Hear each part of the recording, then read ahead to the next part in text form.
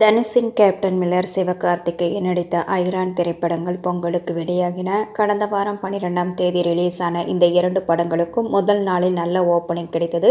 Release ஆகி ஒரு வாரம் முடிந்துவிட்ட நிலையில் அயலான் வசூல் திடீரென உச்சம் தொட கேப்டன் மில்லர் கலெக்ஷன் மிக மோசமான நிலைக்கு சென்றுள்ளதாம். பொங்கலுக்கு தனுஷ் நடிப்பில் கேப்டன் மில்லர், சிவகார்த்திகேயன் நடித்த அயலான் திரைப்படங்கள் நேருக்கு நேர் மோதின. தனுஷ் நடித்த கேப்டன் மில்லர் பெரிய எதிர்பார்ப்புடன் வெளியானது.